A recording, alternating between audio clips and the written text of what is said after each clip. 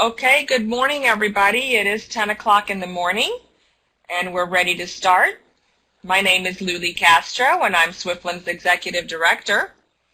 It is my pleasure to welcome you to this morning's webinar, Monsters, Mysteries, and Magic, Spooky Resources and Program Ideas.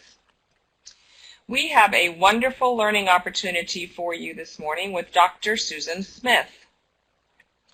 Dr. Smith is the Technology and User Experience Librarian and Associate Professor at Hodges University in Naples, Florida. She works with students and she teaches research methods and utilizing library resources.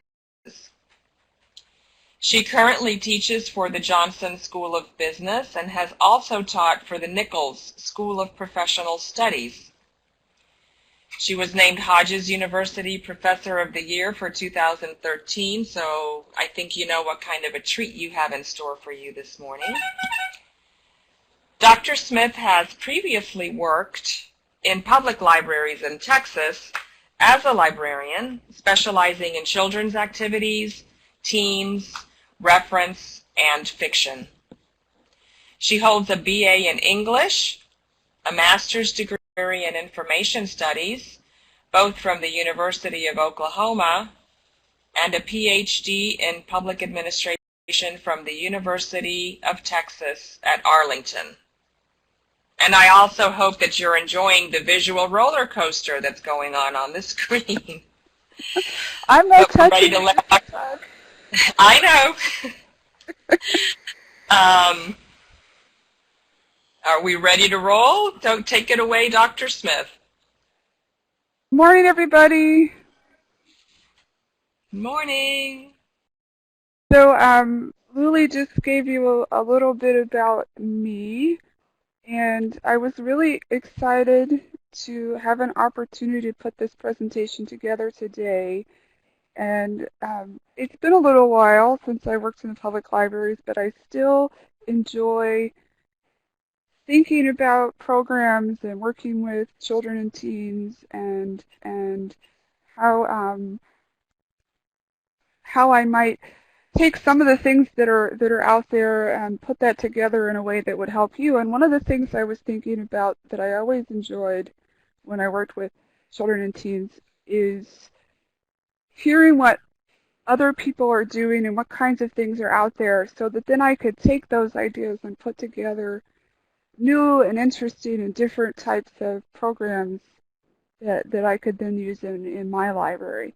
So that's what we have here today, are a whole bunch of ideas that I've gathered from different places, or some of them I came up with in out of my head, so you can sort of give me some feedback on what you think. And I just thought, I know we have a lot of people here in the room. If you want to type in the box and tell me, are you at a public library, an academic library, some other kind of library? Do you work with children or teens? Are you here for some other purpose? If you just want to, everybody type all at once, because I think that'll be kind of fun for us to sort of see what who's here, I suppose. Although we can see names, but with a little bit more information, I think would be excellent. Well, yes, I know Lily's from the Swiftland Library Cooperative. So we have a public library working with teens. We have a Fort Myers Regional Library. Do you work with teens? Children and teens, youth programs, work with teens. I have to say, when I did the teen part of this, at the very end of the presentation, I really had to think about it. So we'll talk about that, because it was an ambitious program idea.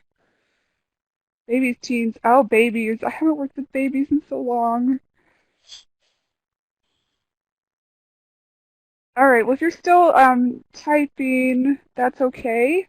I see lots of people work with teens and children, and some people work with all ages. Of course, if you're in a smaller library, you probably do everything. So one of the things that I thought about for this program, I don't know if any of you have seen any of the programs from Artistic Literacy, but when I went to one of their presentations in the spring, they talked about outcomes, program outcomes, and I just throwing this out there. I'm sure that you guys have. I'm hoping that you've heard about outcome-based program evaluation. And one of the librarians from Artistic Literacy said to me, she went to a program and said, "Why do we do what we do?" And that's where she first really heard about outcome-based evaluation. And this is just something to think about maybe as you're hearing some of the ideas today, like why? Why would you have a program for teens on making movies? Or why would you have a program for children on researching their names? Two of the ideas we're going to look at. And it's the idea here is with outcomes-based evaluation is it's not about what you do in the library in the sense of how many kids came to the program or how many books got checked out, but it's about trying to figure out how the patron is going to be changed. What kind of thing will the patron do or know or think because they came to your library program that they didn't know or do or think before. And so I thought it was really interesting when Luli asked me to do this program that we also threw in there some thoughts about research and how we might integrate some other things into our programs besides just say some books. So there's a lot of ideas on the slides that we're going to go through. We don't really have enough time for me to talk about every single thing that's listed on the slide. So what I'm going to try to do is go fairly quickly and describe some of the things that I think are less obvious perhaps. And then hopefully at the end we might have a few minutes for you guys to give some feedback or ask some specific questions. And of course, I'm happy to share my contact information. And Luli's going to share the slides and the recording and everything later as well. So are you ready? There's about, I don't know how many ideas there are on the slides, a lot.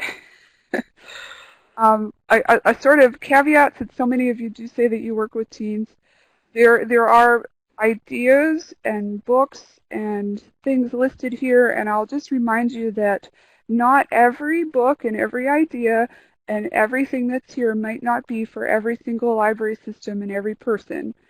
So you want to sort of keep that in mind and take what works for you and leave what doesn't. I don't want to make any say that everything is for everybody because it never is. Okay, so when we thought about this program, you know, it's fall and everybody's thinking about fall programs, and you have the leaves and you have Halloween and you have pumpkins and all of those things. And I thought it would be fun to take some ideas that were sort of in that broad area, but maybe weren't so quite obviously Halloween-ish or fall-ish, and throw some new things out there. And that would give you ideas that you could use now, but hopefully these are ideas that you can use just any time. You could have these for summer reading club. You could have them for if you have a winter break program, some of these ideas might work for that. So that's why we have the M's of monsters, mysteries, and magic, which can be sort of twisted around in a lot of different ways. So I like this picture of this little kid. Some of you said that you work with babies and toddlers. I thought this was a funny picture. Anyway, we'll get right to it. So I'm going to have start with preschoolers first. And what I've done on the slides is I sort of have a similar format for each one. I think books are still what libraries do, especially public libraries really do well, especially for children and teens. These are some newer books. Go Away Big Green Monster by Ed Emberley is, I think, a classic. So now we have our Nighty Night Little Green Monster. Love Monster, Yeti Turn Out the Light, even the Abominable Snowman is scared of the dark. And the monster at the end of this book and Where Their Wild Things are classics. The monster at the end of this book, on the next slide, there's an activity called Monster in a Box, and we'll talk about that. For Where the Wild Things Are, I think that's a great book to have kids actually act it out if your story time allows for that. You can have kids be, angry like Max. They can be the monsters having the wild rumpus. You could have some props and things with that if you wanted to. I don't know if you use apps in your story times. There is actually an app for the monster at the end of this book, and then there's also the app that I have highlighted here, another monster at the end of this book. Perhaps maybe you don't want to use it in the formal portion of your story time, but if you had a tablet or a few tablets that you could sort of have the kids play with at the end when things are sort of wrapping up, they could try things out. Teach Your Monster to Read is an app and also a website that is pretty cute about learning phonics and some other things. I forgot to mention on the book titles, if there's a link, it's to a book trailer or other sort of video piece that goes with the book. And actually the Love Monster is not really a book trailer. It's actually talking about trying to make a monster, which kind of cute. It's very cute. But hopefully you can look at that. So the activities, the monster in the box. When I'm thinking about story time, I'm thinking about like what are kids thinking about? So what do kids know about monsters? I don't know. So maybe we could ask them, what do you know about monsters? And the monster in a box is sort of I would do that at the very beginning of the program, and I would have a box with a monster puppet or stuffed animal, or it could even be a picture of a monster that I would have already put inside the box, and I would bring the box out, and we'd have a conversation. What's a monster? Maybe I would say I was scared of monsters, and that I had a monster, and because he was scary, I put him in the box. And then I would have all these things that I could use to sort of wrap around the box because I'm so scared maybe it's going to get out. Of course, the trick would be that you wouldn't actually wrap the box up because at a later point in time, after you've shared some of the books and activities, then we might have a conversation about how we're not really scared of monsters and maybe we could let the monster out of the box. The second thing here, and I have seen a variation of this before, magic envelopes. Has anyone heard of magic envelopes before? A magic envelope will let you do magic. Basically, it's two envelopes that are attached to each other, so it looks like one envelope. And in the first envelope, you put whatever it is that you're going to produce at the end. And then outside of the envelope, kind of like a flannel, you would have all these pieces. So for a monster, I might have a picture of fangs, horns, scary eyes, fur, a big nose, claws, and I tell the kids we're going to make a monster appear by putting all the pieces of the monster inside the envelope. And then at the very end, have them ask them for a magic monster word, and you would say the magic monster word and produce out of the other pocket of the envelope the whole monster. And if you practice it a little bit, your kids will think that you can do magic.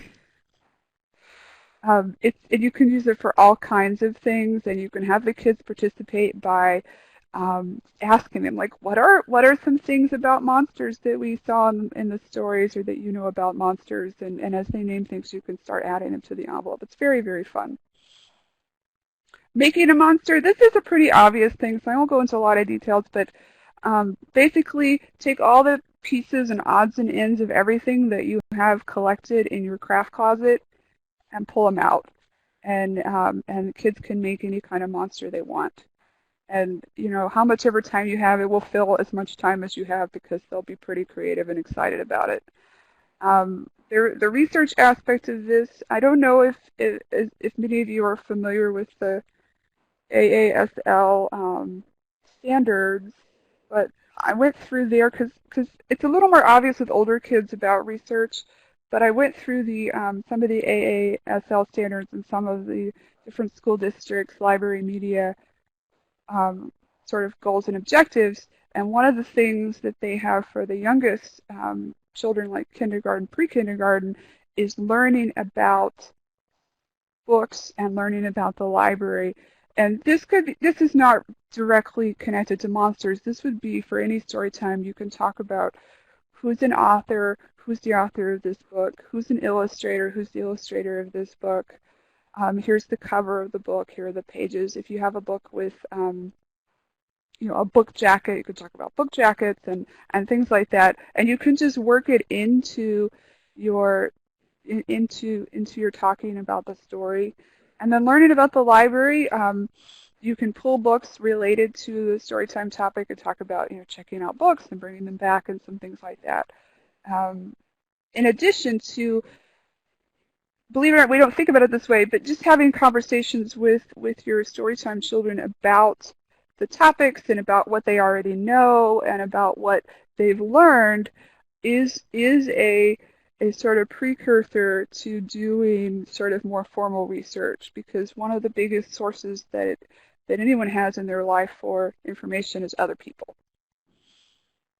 Okay, for children now, and this is a less obvious connection to monsters, and I should have maybe put the slides in different order except I wanted to be consistent, so we have books and information on this slide and the activity is in the next slide, but I'm actually going to show you the activity first so that then the books will make more sense. This is actually an activity that I did when I was in elementary school. You make a name monster. You take a piece of paper and you fold it in half lengthwise so the fold is at the bottom, and you write your name as if you're writing it on the fold. You can write it in cursive, you can write it in print letters, you can write it in capital letters. Different ways that you write your name will make the final product come out differently. So you write your name and then you cut out around the outside to make a shape, and then you unfold it and you have the basis for making your name monster. So instead of being directly about monsters, I decided that this would be a really fun thing to talk about names. So the books that we have here actually name different things about names. So My Name is Elizabeth is about a girl who doesn't want to be called Beth or Lizzie or anything except Elizabeth. And then the funny one, Catalina Magdalena Huppensteiner, I can't even say it because it's such a long name. It's funny. My Name is Sonagle is a book about a boy coming from another country, and so is Name Jar. And that actually has a teacher's guide, a discussion guide. Sarah Cynthia Sylvia Stout, I think everyone knows that poem, and you can have the author read it. You can play the name game. You could read some excerpts from books. It's really a fun idea, and then the research piece of it is to actually have the kids find out what their name means. And you can do first names on a baby name site, and you can do last names. Ancestry.com just has this new widget for doing last names. So it is a lot of fun. I've done it with kids before, and they absolutely love knowing that their name means something. It sort of blows their mind a little bit. Okay, so for teens, a little more directly back to monsters, some fiction and nonfiction. I think that's really important to sort of mix it up. And The Alchemist, I don't know if you guys are familiar with that series. The Secrets of the Immortal Nicholas Flamel is a wonderful series. It has a lot of books in it. And the fun thing about it is that it's all mixed up with contemporary times, all mixed up with mythology and people in history and some really awful monsters.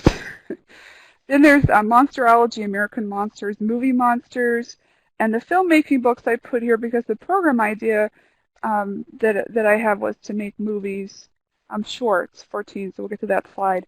The movies here are really awful horror movies. Believe it or not, Little Shop of Horrors was never copyrighted, so it's in the original one, not the updated one. But the first Little Shop of Horrors movie is in the public domain. The Giant Gila Monster, which is probably I don't know if anyone ever saw that movie, is also in the public domain. And part of the reason I put that out there is because it actually has a miniature set where they put an actual Gila monster on it and filmed it. So that's kind of fun. Research topics, monsters of myth and legends, movie monsters, movie special effects, how to make your own movie, These can be things that they can research in the library collection, they can research in the databases, they can research in the internet. I put together some specific links here on making movies. If the movie is very short, it isn't really impossible to make it during a sort of longer program, especially if students if your teens have like mobile phones or iPads or something like that where they can record it. There's a storyboard template which can help you with plotting the movie. Vine makes really short movies. There's some things here on making stop motion films. It's a lot of fun. And then if you want, you can have a screening where you have parents or friends come and they can watch the movies that the teens made. This is the second one here is movie makeup. Most of this, believe it or not, is actually made out of stuff from your kitchen. So, I think the kids are really get a kick out of that. Some of it's pretty gross. Probably the grosser it is, the more some teens will enjoy it. I actually did this program with somebody who was involved in a theater group, and they came and helped do the makeup. And so if you have a local group that you can ask for help, that would be a wonderful idea, because a lot of times they'll do it for free or almost free. And zombies are really popular, and you can do all kinds of gross zombie looks pretty easily with things like toilet paper and petroleum jelly and coating it with white powder and all kinds of stuff. Oh, ZombieCon in Fort Myers. Maybe you can reach out to somebody at ZombieCon and they could come and talk to your kids. So mysteries, I am a mystery junkie. I probably love mysteries more than just about anything else. I think it's important to introduce kids to genres and other things, because I think sometimes they sort of get focused on sort of one kind of book that they like, or maybe they don't think they like any books, and by introducing them to different genres and ideas, that can help them sort of expand their reading horizon and realize there are other things that they might enjoy. For kids, especially for preschool, they may not even know what a mystery is. So when you have your story time, you may want to talk about that. Like, what is a mystery? What are some things about mysteries that make them different from other books, other stories? This Is Not My Hat is a really great book trailer that you might want to share. It's a good story anyway. The I Spy books, which are really popular, there's actually a free version of the I Spy games on the Scholastic website. And then Spot the Dot is a really fun app that you could try out with your kids. This Hermline, the Detective Mouse, is brand new. That book, it depends on your storytime people as to whether that's a book you want to use, only because it's a little more involved and perhaps a little bit more complex than some of the books that you might use with your youngest patrons. So follow the trail. Once you sort of talk about mysteries, I would probably do the follow the trail at the end, and I might do the mystery box at the beginning. Follow the trail would just be you lost something, you hid something, and you would leave a trail maybe of construction paper, footprints or something through the library, and the kids could help you follow the trail and find whatever it is. Perhaps it could be the materials to make the craft for the story time. I don't know. Something like that. Mystery box, I think you've heard of this before. Sometimes you might do it if you're doing like the five senses. If you have some objects, put them in a box where you have some cutouts for hands to go inside of it, but they can't see it, and have them try and guess what is in the box and see if anybody can guess. It's really a fun thing as well.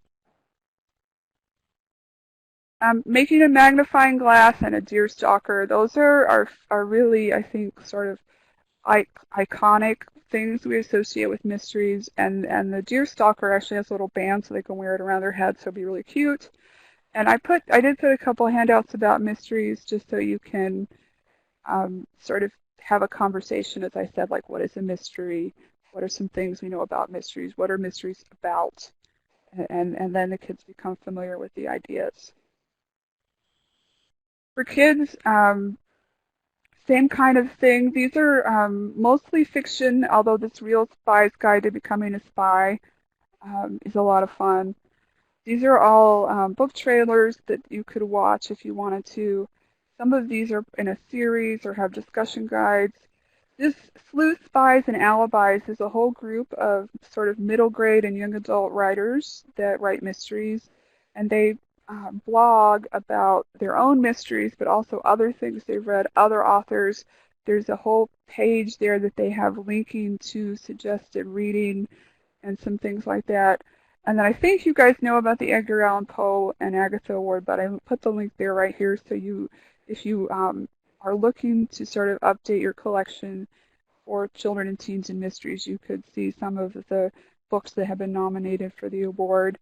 The Nancy Drew, that's the movie from 2007. I have an asterisk here to remind me to tell you it's not in the public domain. If you want to show the movie, you have to have a movie license. So just putting that out there. I think showing movies can really be something fun. The movie license can be expensive if you don't already have one, though. It's Movie Licensing USA is the main one, I think, that provides licenses for public libraries. CSI in the library, done this before. It's tons of fun.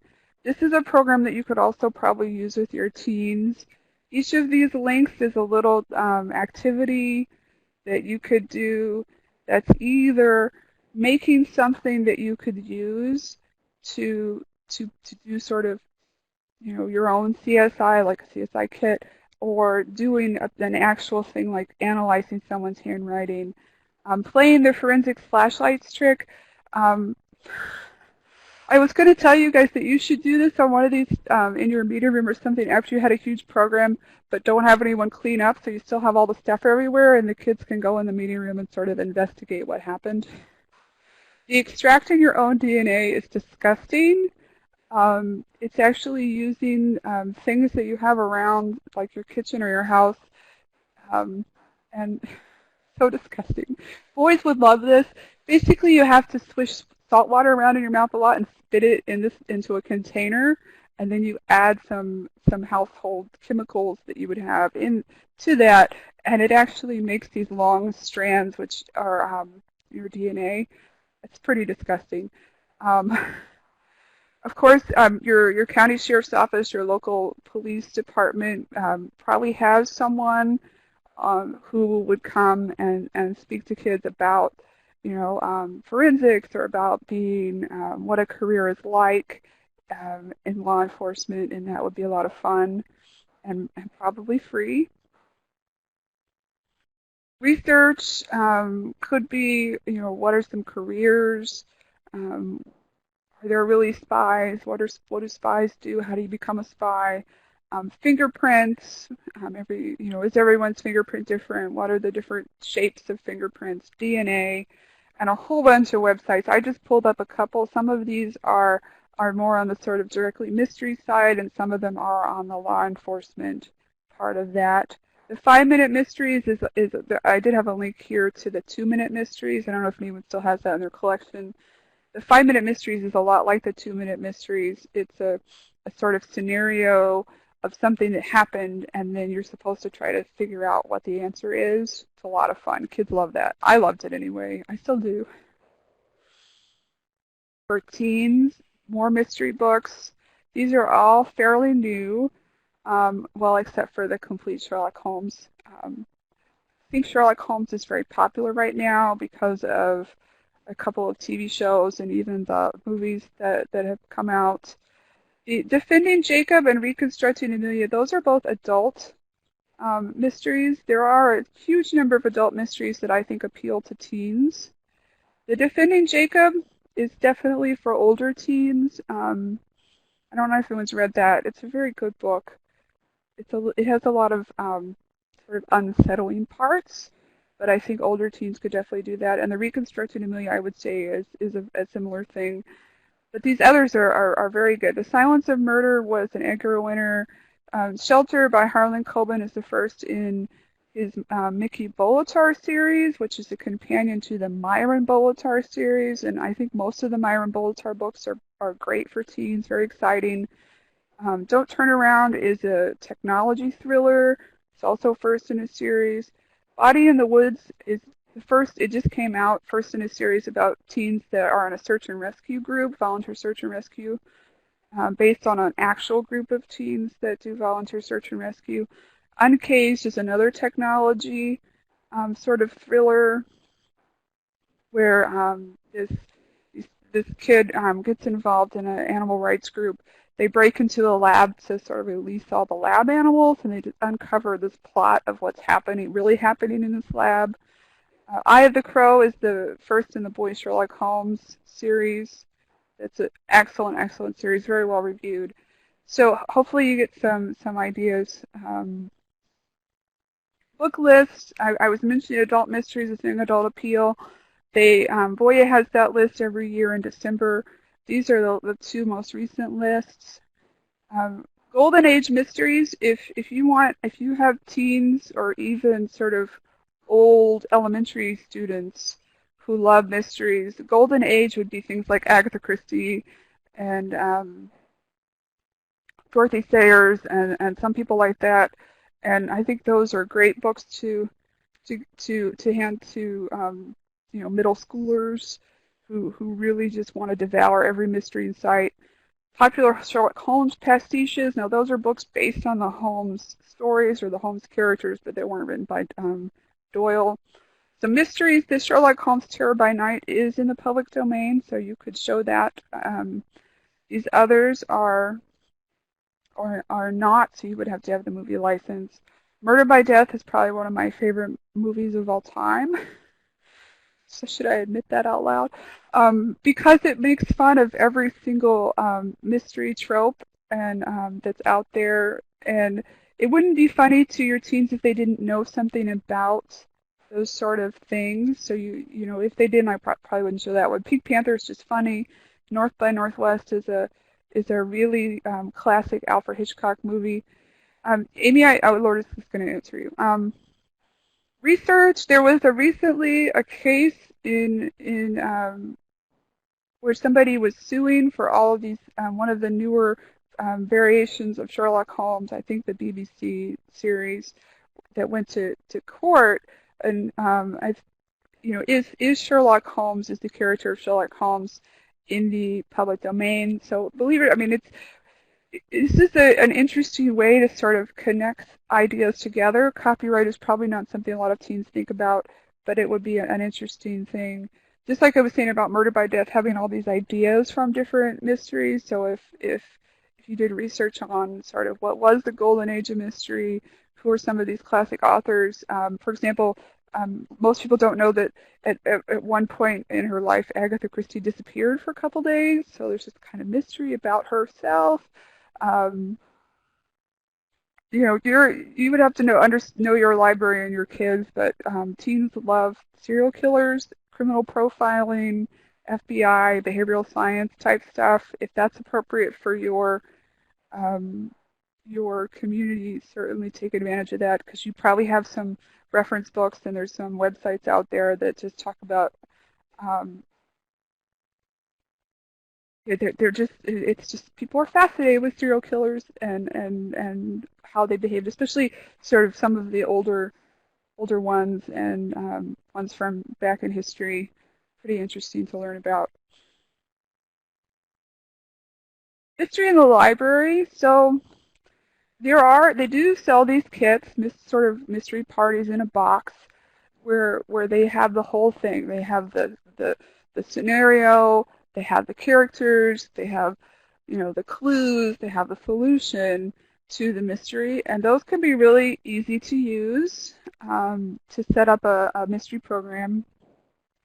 The thing that I did, it's been a zillion years ago now, we actually did a live version of the board game Clue, where we used our meeting room. We had a fairly large meeting room. We set that up like the board, except less complicated. So we had the rooms and they were labeled. We had characters, we had weapons, we had a die that we had created, and the die you didn't move numbers of spaces, you just went from room to room to room. And so we had the solution that we pulled out, and then everyone had a sort of game card, and the fun part of it was that people, we had little props, like somebody had a suit jacket and somebody had a hat and some things like that that they were to be the characters. And as they were moving around and you were going to sort of think that you knew the answer, you would actually move the physical people around the space. It was a lot of fun. It sounds real complicated. It's really not that complicated.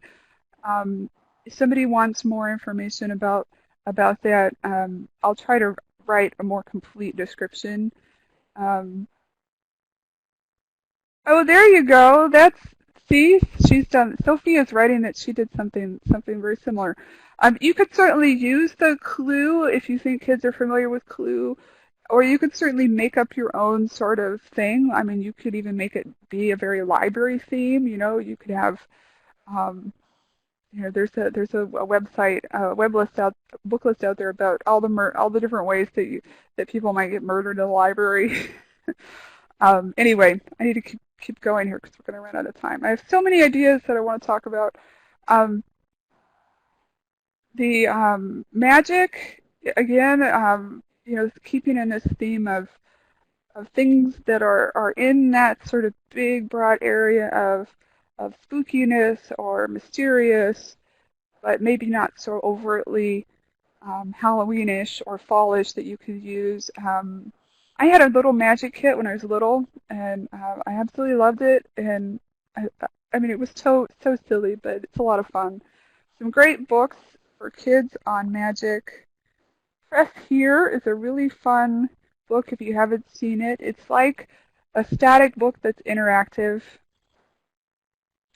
There is an app, which is kind of funny, like there's an app for the Press Here book because the Press Here book is so cool. Pete the Cat and his magic sunglasses. There's a whole video out there of the story. There's the Pete the Cat website and the Pete the Cat app. If you don't know Pete the Cat, there's a picture of him up here. He's pretty funny. Funny and funny looking, I suppose.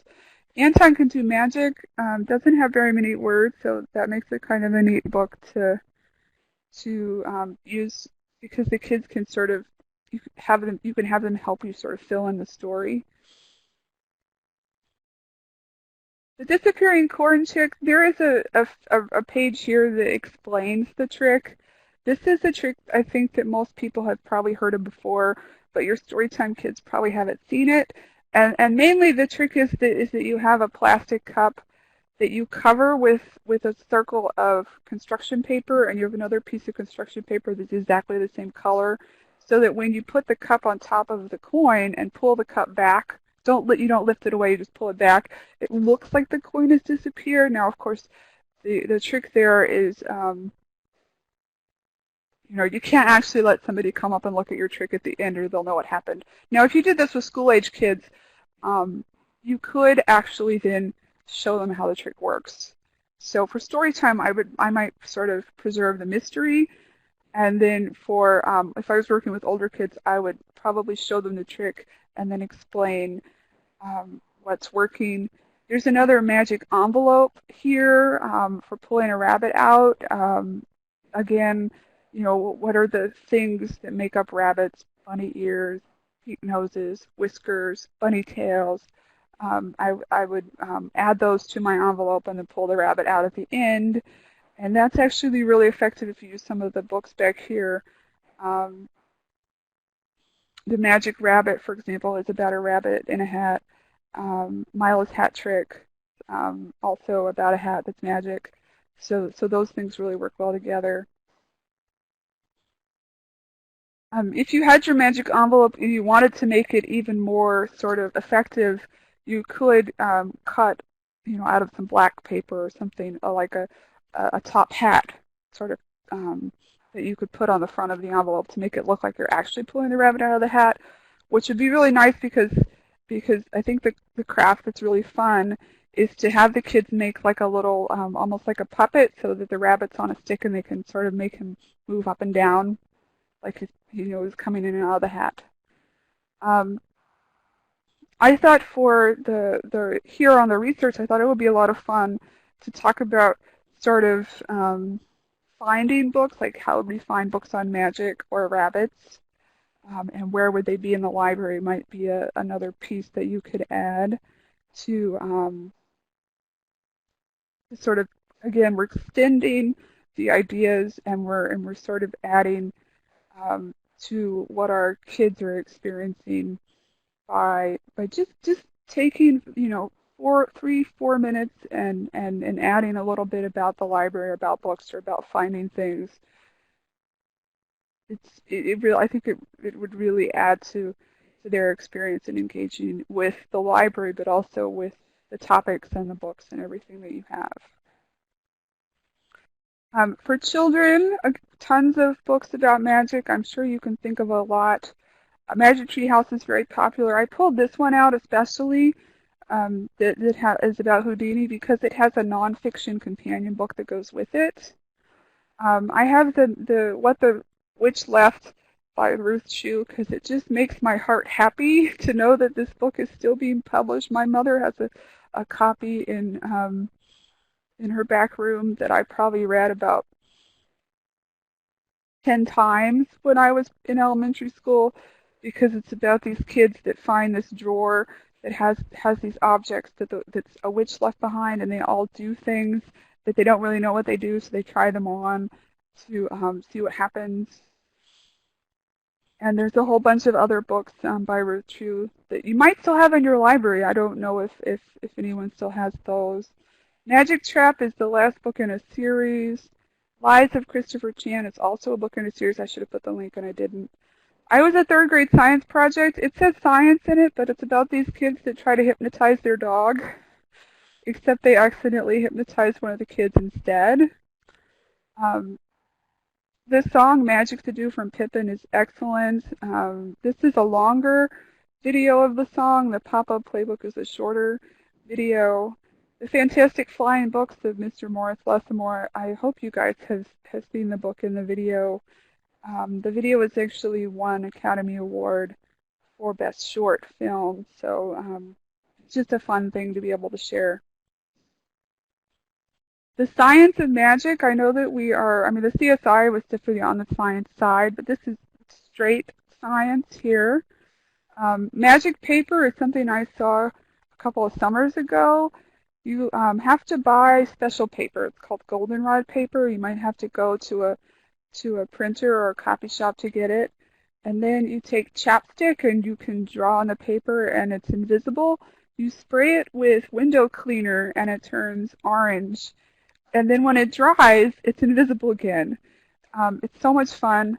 Hot ice or sodium acetate. If you did that one, you would some of these you would do yourself to show the kids and not have the kids do it. So the hot ice and the egg in a bottle, which I think everyone's probably seen the egg in the bottle before. You don't actually have to use a flame for the egg in the bottle. This website tells you other ways that you can shrink and expand the pressure on the glass so that the egg will drop into the bottle. Pepper and water is a thing about soap, how soap can repel and attract things. The Trading Places is actually a magic trick I've seen a lot often where they have 2 cups and they get the liquid to move. Super Clean Water is crazy if you've never seen it. It's a lot of fun. And the tube is something that you could actually have your kids make. It's actually a tube inside of a tube that looks like it's all the same size, but it has a sort of secret pocket where you can pull things out of it, like a magic. And again, another resource for you might be a local university or high school and see if a chemistry teacher or professor might come and do some demonstrations or something for your kids. And since it's a science-based, you could research science topics. And then tons more science tricks here. This Science of Magic of Science, the first one, this is a Discovery Australia TV show. And the videos are short, but they're fascinating. Basically, it's a little bit kind of like Mythbusters, except it's using science that looks magic, and then they explain like what really happened. So the first video is about this little guy who can do things and arrange this football team in such a way that the football team can't move him. And it's all about levers and isometrics, but it looks like magic because how can some little guy keep these giant football players from doing anything to him? So it's a great, I especially recommend that website. And this bottom website, Illusioneering, is very similar. These are professors in science, math, and engineering who have put together these videos showing magic things and then explaining how they did it. It's fascinating, absolutely wonderful.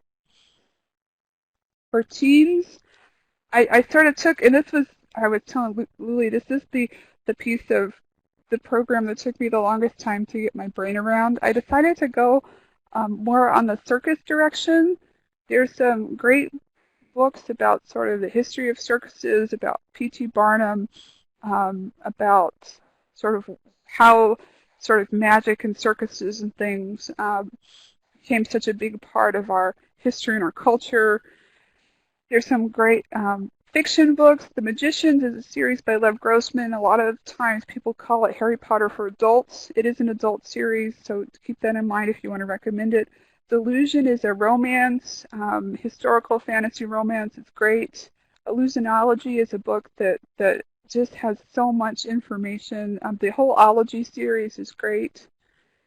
Some other fiction, Freaks Alive on the Inside. Girl on a Wire is brand new, but looks fabulous. So just some books for you to be aware of. Two movies, The Prestige. I don't know if anyone has seen that. Two magicians that are rivals and try to outdo each other with their big tricks. And then Now You See Me is a very new movie with a whole bunch of magicians that rob. It's almost like Robin Hood. They rob people and give money away. Oh, The Illusionist is good too, but I didn't see it on the movie licensing website, so I didn't list it. Circupedia is like Wikipedia for circuses. It was fascinating. I was all I could do not to get sucked in to having to look around and click on everything.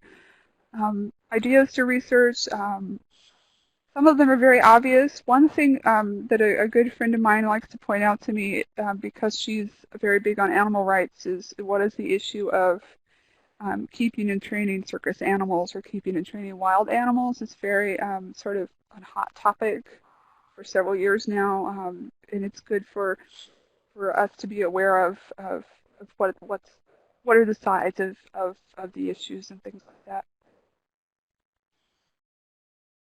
So here's the thing that really got me stuck was what kind of program would we have for teens about magic? Now you could do the Science and Magic program with your teens. That would be just fine.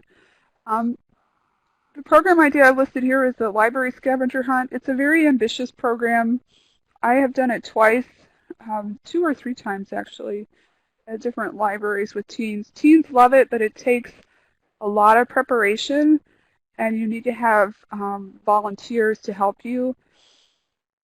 There is a description of the original program that Rosemary Hunold, who is team librarian at some library that just went on my head, and she also has a book, I think 101 programs for teens or something like that. But this is on her website that talks about what they did. Basically, you set up stations and activities throughout the library. You divide your teens into teams, and they go through the stations in some kind of order. When they get to the station, they have to do something. Sometimes it's a more library direct thing, like what's the oldest, research, what's the oldest circus in the world? Or sometimes it's a funny thing. You need to take lots of pictures. If the kids are taking pictures, you should have a hashtag. You should take videos because some of it is so hilarious, and the teens at first will probably act like this is the stupidest thing they have ever done, and then once they do sort of the first part of it and realize how much fun it is, they won't care anymore. We've done a scavenger hunt for Harry Potter, and we've done a scavenger hunt for just aliens invading the library. This is a circus-focused one, so I came up with some ideas that are circus-y, like walking a tightrope. creating a clown face, having everyone wear a clown nose, making circus paper dolls, using your paper dolls to create a skit, hula hooping, juggling, researching different topics, and you can adapt these however you like. What we would usually do is all the teams would go around to the different stations, and then there would be some kind of wrap-up at the end. And the wrap-up is a great place to show the videos and the pictures, to have snacks, if there are prizes or giveaways that are connected to the program. This is a great summer reading club program. It's a great sort of spring break or some kind of program where you know that you might have, especially maybe middle schoolers that don't have anything to do or place to be, and they just want to come hang out at the library for an hour or two. It is, like I said, it's ambitious, it takes a little time, but it's so rewarding to see how much the teens love it. They really do. And I've been talking for almost like 45 minutes straight, 50 minutes, and that is the end of my slides, other than to say, does anyone have any questions, comments, other ideas that they thought of from some of the things on the slides? Any specific pieces that I talked about that you wanted more information about? I'll let you guys type if you have anything that you'd like to type in the box.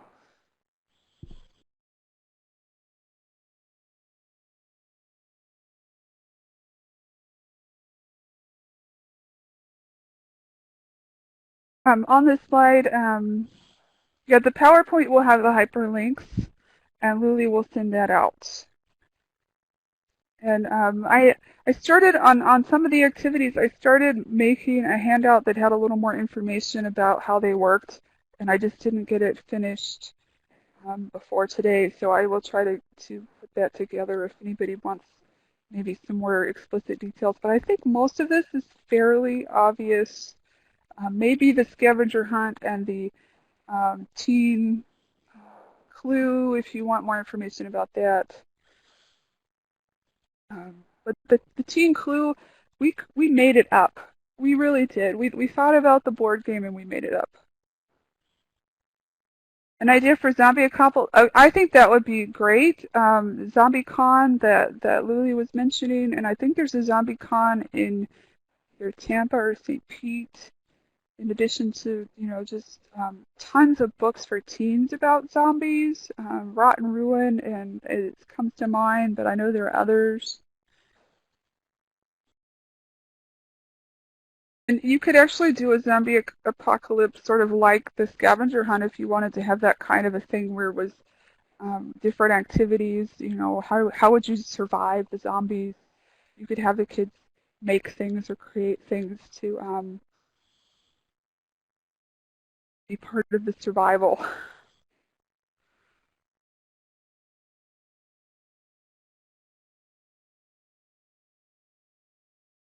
I have 3 books that as soon as I figure out how to get them to Luli, I guess we could have 3 winners since I have 3 books that they're shown here. They're all part of a series. They're all from Bloomsbury. I'll just mention this because I think that we have a lot of people here working with children and teens. I actually think sometimes they just send me books, but I actually think some of these I won from their Facebook page. So if you're ever looking for contests and things, if you friend publishers on their Facebook page, they'll often, I think Bloomsbury's been giving away books every week all summer long. So that's one way that I get free books.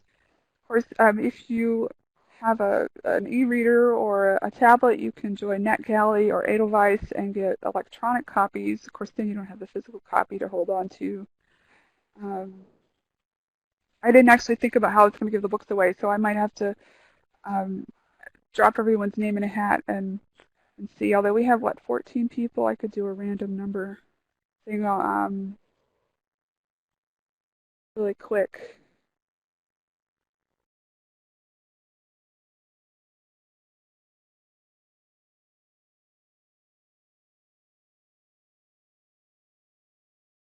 Random number generator.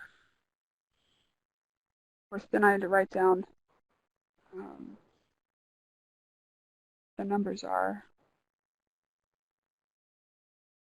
Maybe Luli or Jose, if you're still on, could write it down. Number 10, number 4, and number 6. So 4, 6, and 10. And then I'll have to get with Luli to get the books out. So 4 would be Deanna Evans, and 6 is Ellen Tanner. If I'm counting right, let's see.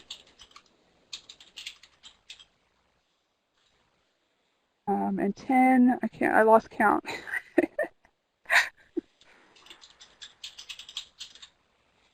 That Melody? Yes, okay. The Magic Half is, these are the kind of books I think that kids love. 2 sets of twins in the same family. One kid that's not a twin is in the middle. So 2 of the twins are older than she is, and 2 of the twins are younger. And is there magic in being twins? Thursdays with the Crown is not the first in a series. There was a whole series, though, with that Jessica Day George has written. This is the newest one. They're just a lot of fun. I just thought it might be fun to have a little something to hand out, virtually speaking. But they're physical books that will come to you. Are there any other questions? Any other comments? All right. Well, thank you all for giving up an hour of your time, and I hope some of this will make your job more interesting or a little easier, because you have some ideas that you might take away and put into practice in libraries. Well, thank you, Dr. Smith, for a wonderful webinar. I'm going to take this opportunity now to thank you online and by voice. We're very lucky to have had you provide this very interactive. The chat box interaction was awesome. Everybody sharing information was great. We're lucky to have had this learning opportunity, and so timely right now with great information, right, attendees? Please keep checking our CE calendar on our website. We're always adding things as we now bring this fiscal year to a close in about 18 days, but who's counting? And starting our new year and hiring our new CE coordinator. We're going to be starting interviews very, very soon. Also, please check our Facebook page. If you haven't liked us, you might want to go over there and go to facebook.com/Swiflin and like us, because as we add more things to the calendar, we immediately put them up. So when you open up Facebook and you look at your feed, you'll get first notice.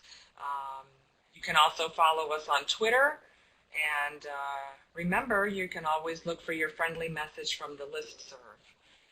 And I forgot to mention something I tried that I haven't really done before is I put a lot of the same links and ideas that are in the slides on some Pinterest boards, and those links are also attached on the PowerPoint that Luli will send out to you.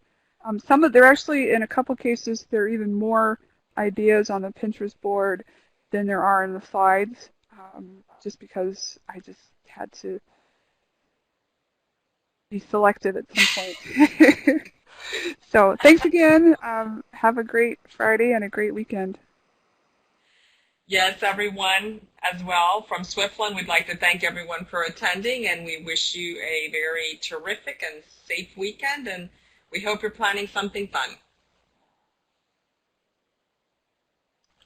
And Luli will stay on with the Swiflin staff in case anybody has any questions. For those of you that are children's librarians in the public arena, or you have any special interest in teens and children programming, we have finalized our children's programming commitment to the area for face-to-face workshops for the first 6 months of the fiscal year. So I encourage you to go to the Swiftland website and click from month to month to month and look and see where our face-to-face programming is beginning in October. So just weeks away, we'll have our first children's programming again for children's and teens and preschoolers. And for those of you that aren't so children inclined, there's lots of ways that you can easily translate these into the adult or academic arena world.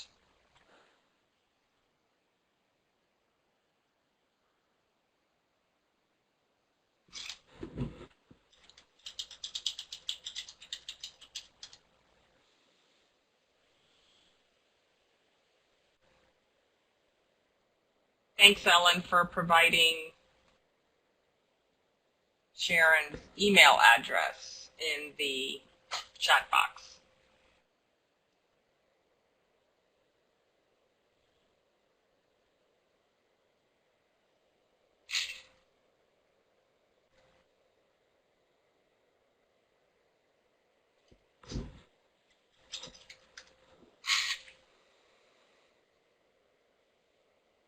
Okay, here, if I don't see any questions come in from Betsy or Dolores or Melody or Rosalina or Sophia, in the next 15 seconds, we will be closing down the webinar room. There goes one.